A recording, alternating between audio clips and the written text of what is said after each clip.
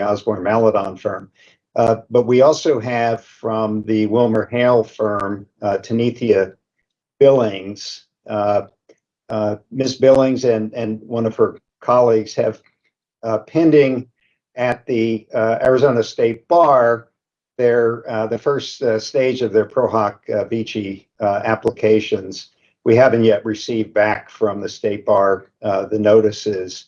So I would ask Your Honor's permission and move to, on a temporary basis, admit Ms. Billings' Pro Hoc Vici in the case. And as soon as we get the notice back from the State Bar, we'll file the appropriate motion. Ms. Billings and her firm are counsel in the underlying action, and her colleague submitted a declaration. And so clearly she has a lot more knowledge about the underlying proceedings than Mr. Abrahamian and I do. Okay, and who's going to be arguing for the plaintiff today? Is it going to be Ms. Billings? Yes, Your Honor. Okay, I'll grant that request on a temporary basis to admit Ms. Billings' Pro Hoc Vici for this particular argument. I'll take the appearance for non-party Imagine Learning, LLC. Good morning, Your Honor, and good morning, everybody. Josh Woodard on behalf of Imagine Learning. Good morning. And I don't think we have anybody appearing on behalf of Defendant Edie. Is there anybody appearing for Defendant Edie?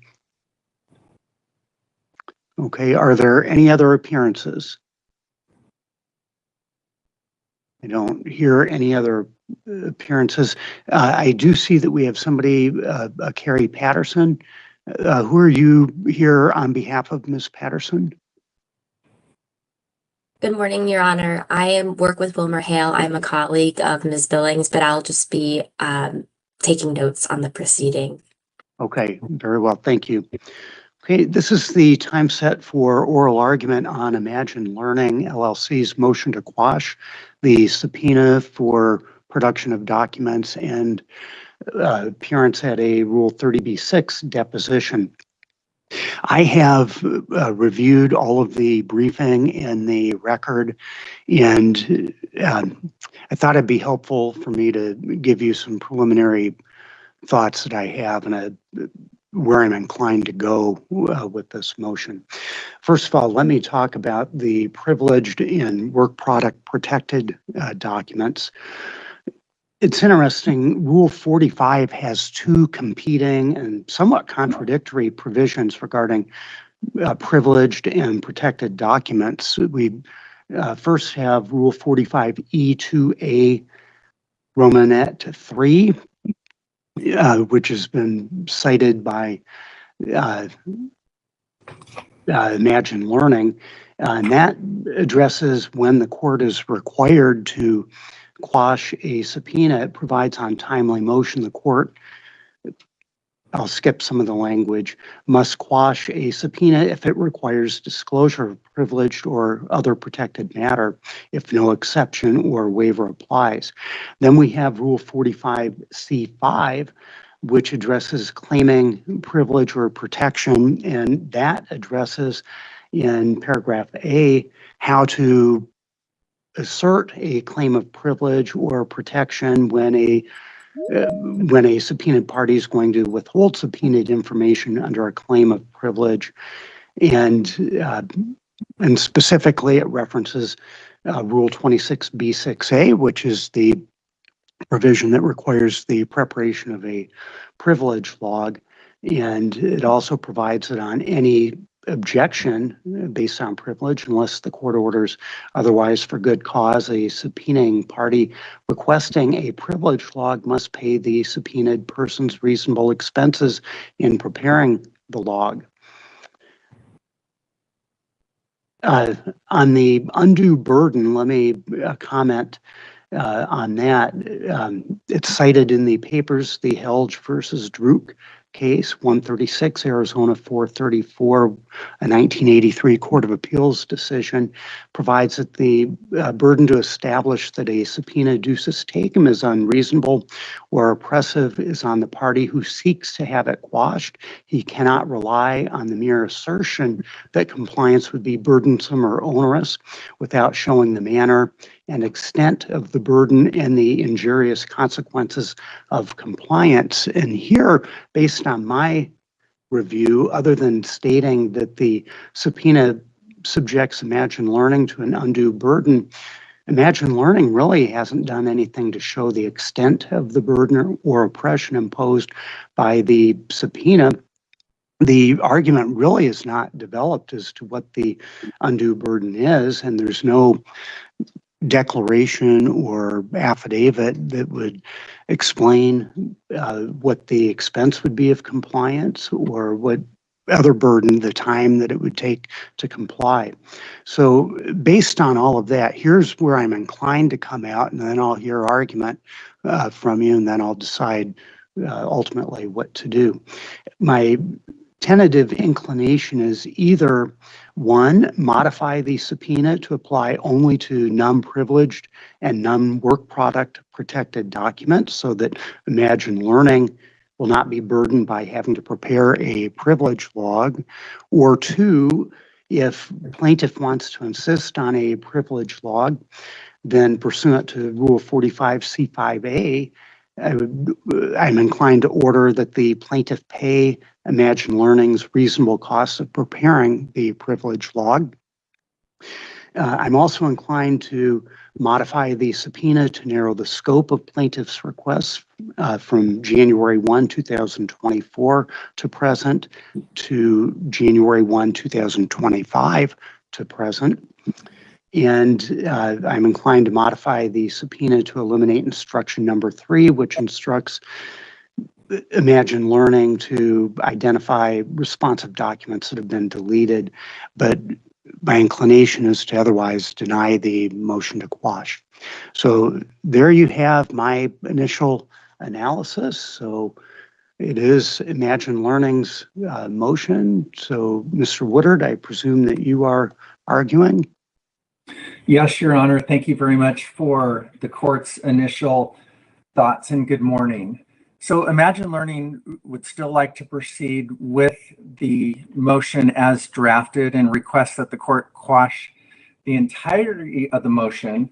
And I recognize, court, the inconsistency that the court noted in its opening comments. There's some tug in Rule 45. But I'd like to take a step back for just a moment, Your Honor, and talk just briefly about the underlying Massachusetts action. The gravamen of that case, Your Honor, is ANET has alleged that ED provided ANET confidential information to Imagine Learning. That's the gravamen of the entire complaint in Massachusetts. ANET should already have, or already does have, that information from ED. In fact, ANET has set forth in both its motion, its response to this motion to quash, as well as the Massachusetts action, that significant discovery has taken place already. And Rule 45's protections to a third party are notable. And as we pointed out, of course, Imagine Learning is not a party to that Massachusetts action. And I'd like to just quote two cases that deal with it by the District Court of Arizona, dealing with the federal Rule 45, which of course closely tracks the Arizona rule. In the Salazar case, Your Honor, the District Court of Arizona said that a non-party status is a significant factor to be considered in determining whether the burden imposed by a subpoena is undue. And in the Me Familia case, also a District Court of Arizona, that court said where the propounding party, or ANET in this case, could more easily and inexpensively obtain the documents from a party to the litigation, a non-party subpoena seeking those same documents is unduly burdensome. Now, that language in those decisions, Your Honor, closely tracks Rule 45 of the Arizona Rules of Civil Procedure. And that rule protects third parties from undue burden and expense, as this court noted. And I would like to go through some of that, and then I'll address specifically, Your Honor, having not set forth a declaration, but there has been some good faith meet and confers between the parties, and I certainly appreciate that, as most recently as yesterday, by the way, trying to head off this hearing. I'll certainly let ANET comment about that, but I'd like to talk about the burden on Imagine Learning of complying with the subpoena. For example, Imagine Learning took the subpoena and ran some keyword searches through just the Microsoft application. And I'll come back to that in just a moment, Your Honor, of why that's significant. So it was a relatively narrow look at one of the platforms, the Microsoft application, and they ran it across 13 custodians, which is also a far, far smaller subset of what it would have to do to comply with the subpoena as drafted. And what it came up with, Your Honor, was documents ranging somewhere between 35,000 and 70,000 documents, 1.2 million partial hits that would need to be reviewed and analyzed for responsiveness, and it was 45 gigabytes of data. And that alone in that Microsoft application, Your Honor, does not include other platforms that are used by Imagine Learning, such as Jira, Confluence, and Slack.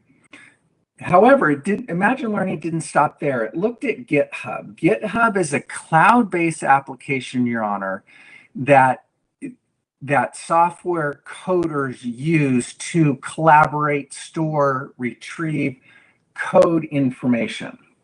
And Imagine Learning has 3 repositories there.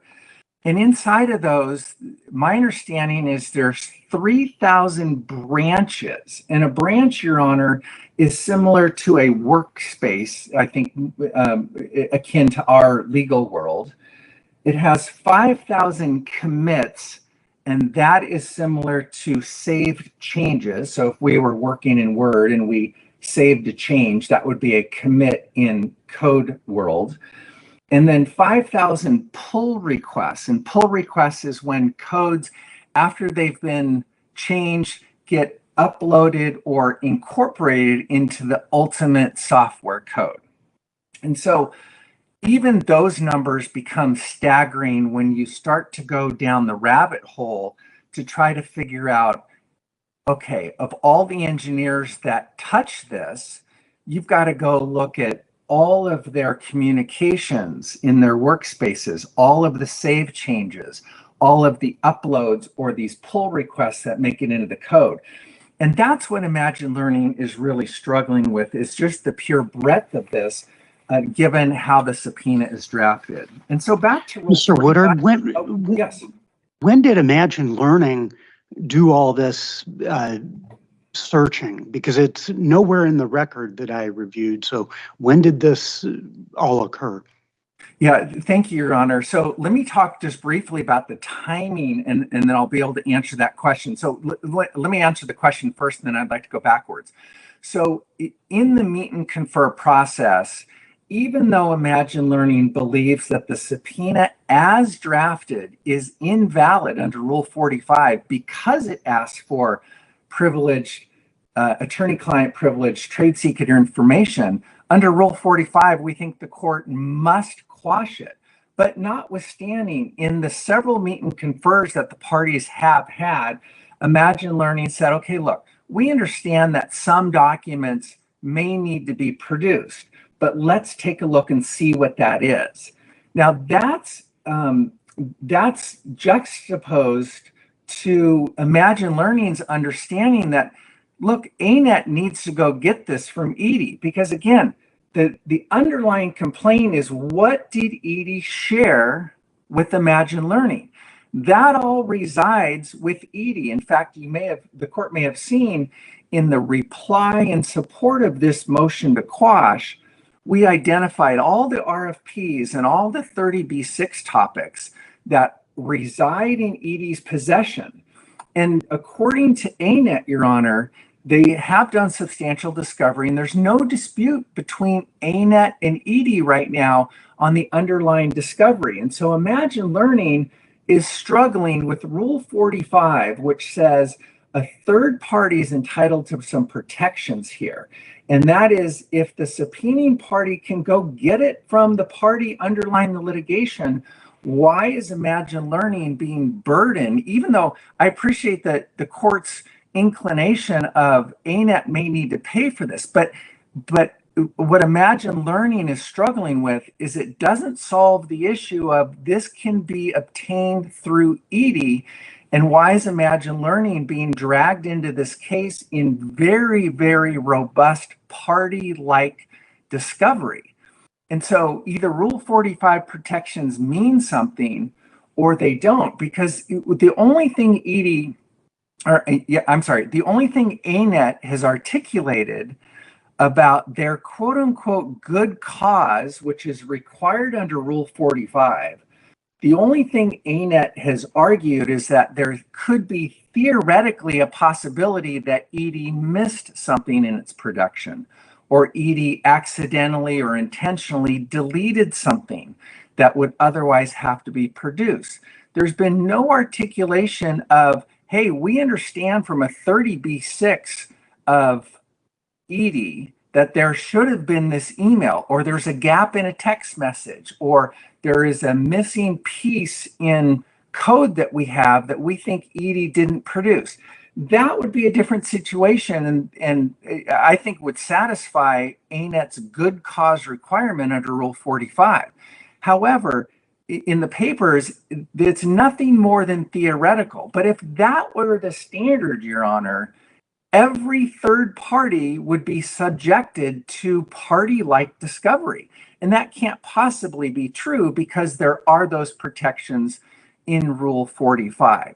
So to circle back again to the court's question, even though Imagine Learning believes the court must quash it based upon the way the subpoena is drafted to begin with, right out of the gate, because we think ANET has to live or die by the language of its subpoena. And so notwithstanding the breadth, notwithstanding the asking for privileged information, notwithstanding asking for what's in ED's possession, as opposed to Imagine Learning's, Imagine Learning in the meet and confer process nevertheless said, okay, let's go see what this looks like. And through that process, including up until recently, they've come up with these numbers. Certainly representing the court, that's the numbers they came up with. Happy to supplement if the court needs. But Imagine Learning is looking at this vast warehouse and warehouses of information that would be nearly impossible to go extract as the subpoena is written right now. Now, in the meet and confer process, which again, I think the parties have done in good faith. Let me interrupt and ask you one more question, because you've mentioned a couple times that it's your position that I have to quash the subpoena based on the way it's drafted because of the privilege issue. But what do I do with Rule 45C5 that has a mechanism for withholding documents that are subject to privilege? What do I do with that tension between the two provisions that I cited? Do you have any authority addressing that? They didn't find any authority addressing that, but here is Imagine Learning's take on that, Your Honor. So rule on the privilege information 45E2A3, which talks about producing privileged information, that's what requires the court to quash. I agree there's a tug with the privilege log, but I think this is how it bears out, Your Honor. If the subpoena as drafted asks for protected privileged information, I don't think the court has any discretion but to quash it. Where the log comes in is if the subpoena request is otherwise narrowly tailored and there's a document production, but there happens to be some limited privileged information in there, I think that's when the log comes into place. Because if the log were to fix the privilege issue, then E2A3 is meaningless because any log could fix that problem. But that's not how the statute's written. The statute is written as the court must quash when it seeks privileged information.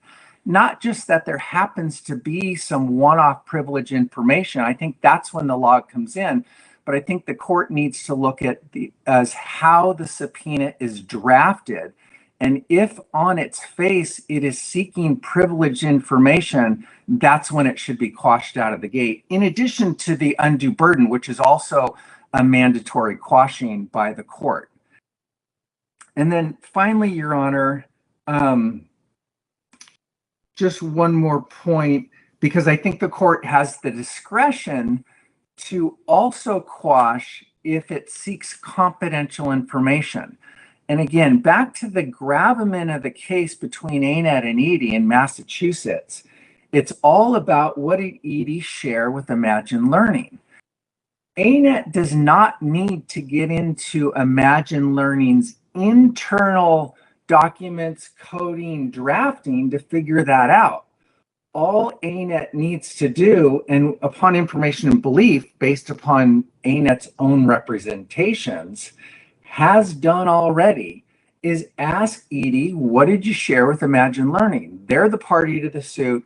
And so either Rule 45 protections for Imagine Learnings are meaningful and notable, or they just disappear, which we, of course, don't think that's the case. And then just to be clear, Your Honor, it's Imagine Learning's understanding that the vast majority of the RFPs and the 30B6 categories are in ED's possession, including RFPs 1, 2, 3, 4, 6, and 8, and the 30B6 topics 1, 2, 3, 5, and 7.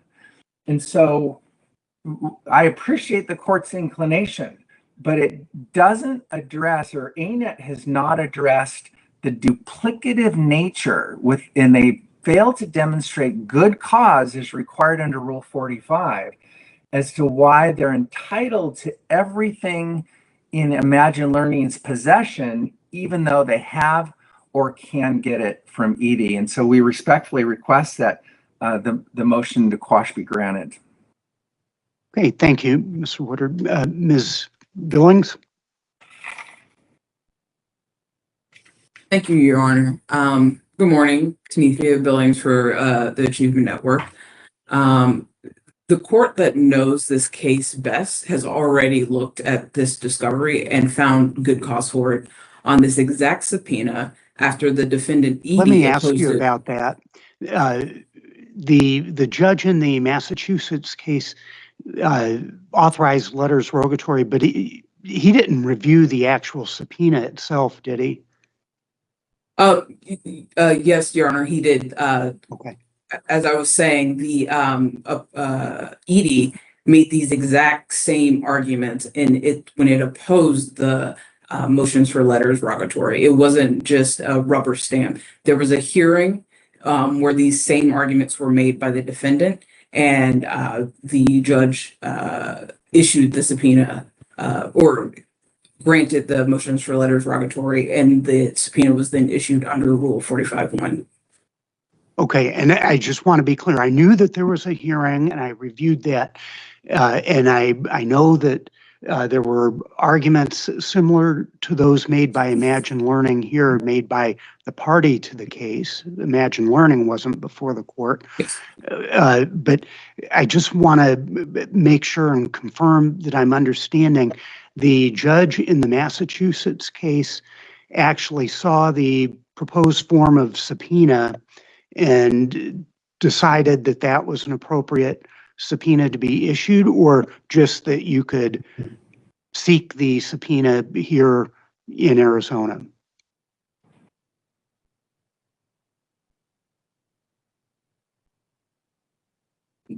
I believe that that the decision that he made was that he reviewed the subpoena and that it was appropriate to seek the discovery. That is the representation that I will make today.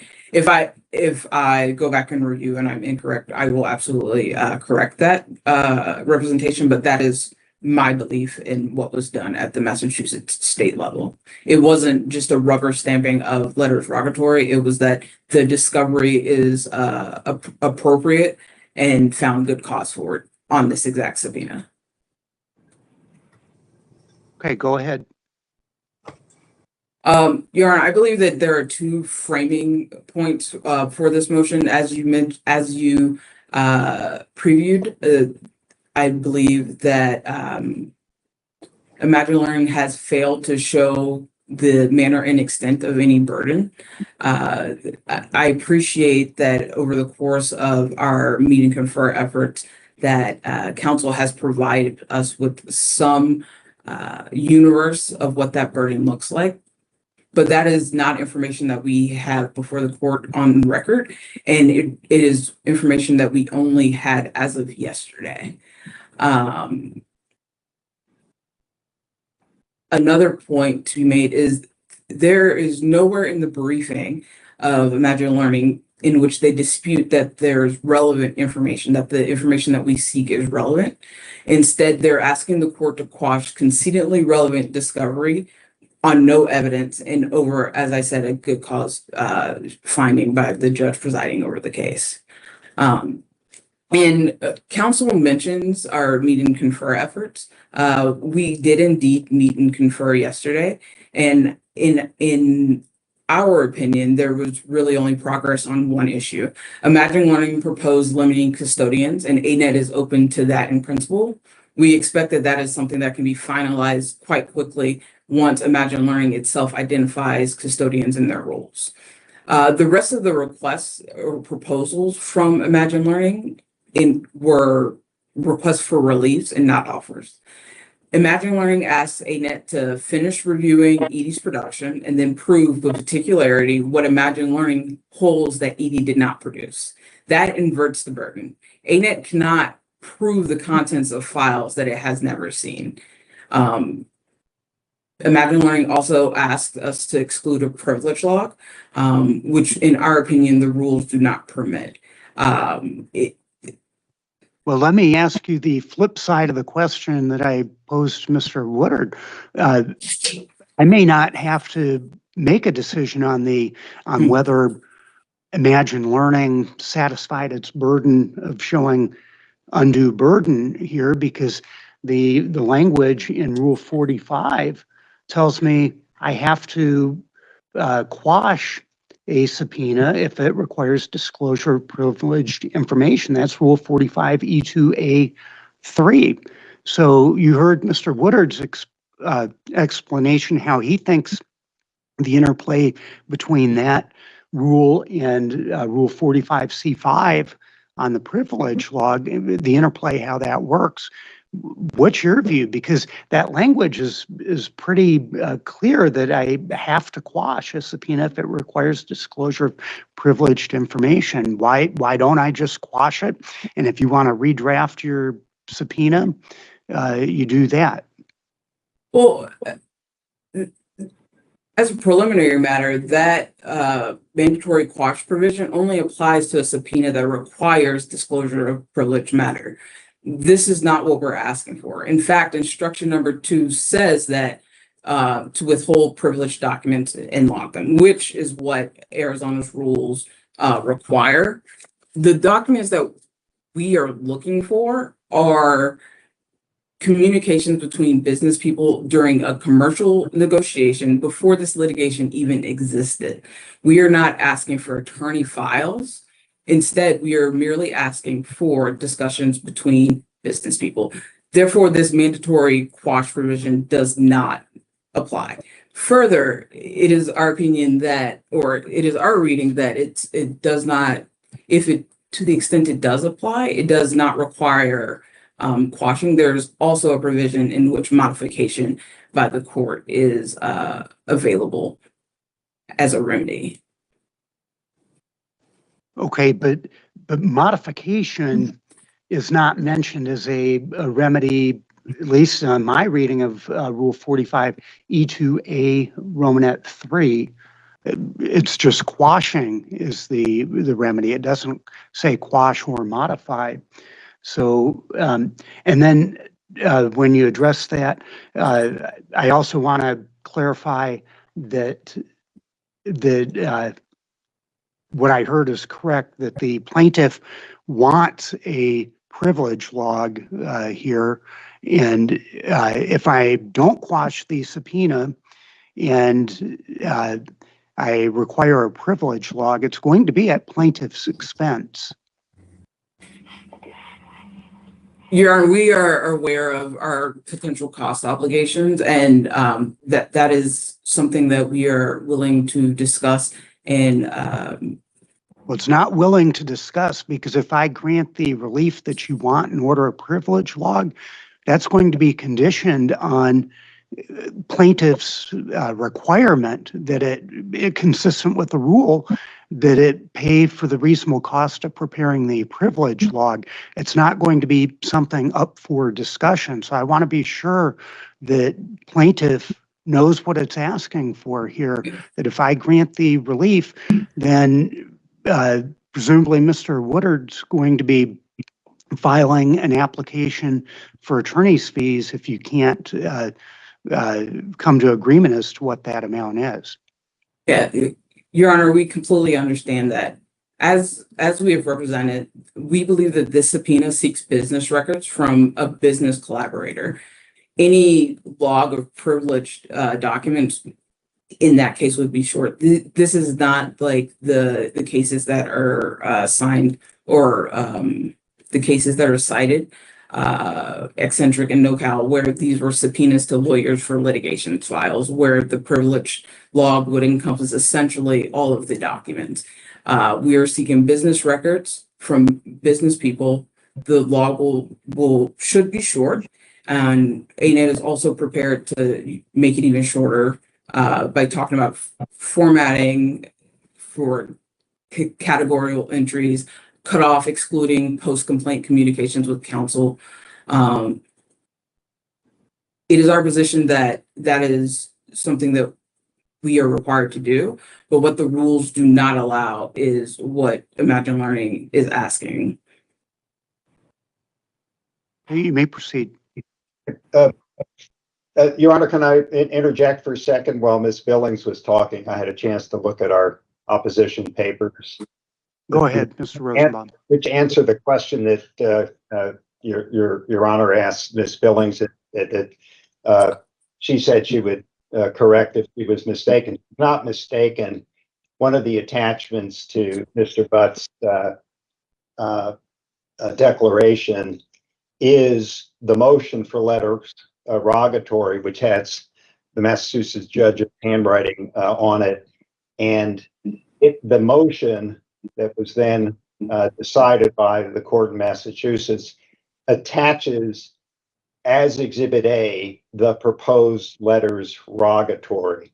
I'm looking at a PDF that's on page 98, 99 is the motion, and then the letters rogatory follow. So I think it's clear, Your Honor, that yes, at the time this issue was contested in Massachusetts, the letters rogatory were in fact before the court in Massachusetts. Okay, now what I'm looking at the PDF. I have that here. So what page does the proposed subpoena appear on? I see the plaintiff's motion for letter rogatory, and that's on page 98. Right. And I don't mean to take the court's time and the time of the counsel who are arguing, but if you look at the motion for letters rogatory, which is starts on page 99, it states that the attached subpoena is Exhibit A to the motion, and that's page 99.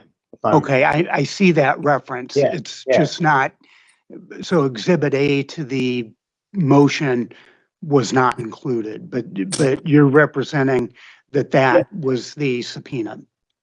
Yes, in fact, that's how we started when we were engaged. Mr. Abrahamian can confirm this. We were sent exactly the subpoena that was approved in Massachusetts, and we then took that wording and included it in the subpoena that was issued here. So Okay, anyway, sorry. thank you for pointing that out. And let me go back to Ms. Billings and have her wrap up. Yeah, and even if the court gives the finding of good cause no weight, the same facts establish good cause independently under Arizona's rule. Good cause does not mean exhaustion, and nothing in the rule makes a non-party subpoena a last resort. It means a reason to seek material from this. It means that we have a reason to seek this material from this witness, and ANET has too. Documents and testimony that exist only in Imagine Learning's hands, and correspondence between two companies that cannot be confirmed completed from one side alone. Even Imagine Learning's own authorities run ANET's way. Swartz presumes that what a litigant seeks from a non-party is unavailable from the parties or through the litigant's own efforts. And Kirkpatrick asks for facts rather than conclusions. I believe the facts are what we have offered. I'll take each in turn. Imagine Learning's internal documents do not exist in ED's files. Its internal negotiation documents, its developmental and launch timeline, its own assessments of ED's non-compete. And only Imagine Learning can testify as to what it knew. We believe that Imagine Learning concedes this in its own charge by omitting requests 5, 7, and topic 4 and 6. While still continuing to ask this court to completely quash this subpoena. Second, as far as communications between the two companies, discovery from both ends is ordinary. No one from Imagine Learning can represent that E retained every email and text. And we believe it's a fairly simple domain search to identify these communications. Again, we don't have any information about the burden on this record. And so we can only assume based on what we know about discovery that is true. Okay, thank you. Mr. Woodard, you get the brief last word and rebuttal. Thank you, Your Honor.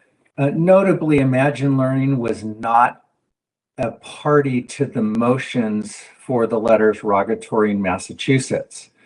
That dispute was handled between ANET and ED. And so if ANET's position were carried out in any number of cases, that means a non-party in a separate state from a litigation never has a say as to whether it's protected by the local rule, in this case, Rule 45, whether it implicates privileged information or burdensome or expense such that it should be quashed. So while I appreciate ANET got the Massachusetts court permission, Imagine Learning was not a party to the briefing, the hearing, the motion.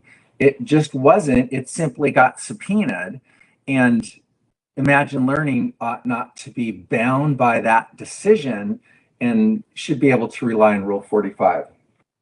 Ms. Billings also said that under that Schwartz case that if documents are unavailable to ANET, it should be able to get the information from Imagine Learning. However, that's the point, Your Honor, is there's been no representation that ANET has reviewed the information it received from ED, whether it has the duplicative information. One would think ANET would look at the entirety of its production and the 30B6 deposition it took to see if it can limit some of the requests. And again, it's so duplicative. Some of the requests from ANET are, hey, what did ED know about the dynamics between Imagine Learning and Edie. Clearly in the possession of Edie, but ANET has not made any representation to this court that it has reviewed the materials from the party to the Massachusetts action prior to issuing the subpoena, or even after issuing the subpoena, whether it can be narrowed based upon the information it has received from Edie already. And then finally, again, just to close out, Your Honor, we think Rule 45 has to be decided by the court based upon the language of the subpoena itself. Ms. Billings referred to, well, we're not seeking privileged information. I appreciate that, but that's not what the subpoena says. The subpoena is drafted in such a way that it does encompass trade secret confidential information this court has discretion to quash. It seeks privileged information. We believe the court does not have discretion and must quash in that case. And then also the expense and undue burden. And there was no question in the subpoena that it would limit the undue expense or burden. And so to close out, Your Honor, we believe the court must quash this in certain regards. We believe the court has the discretion to quash this in other regards. And again, we request the court to do so in this instance. Okay, thank you for the arguments. I'm going to take the motion under advisement. I'll issue a written ruling. Thank you. Thank you, Your Honor. Thank you, Your Honor.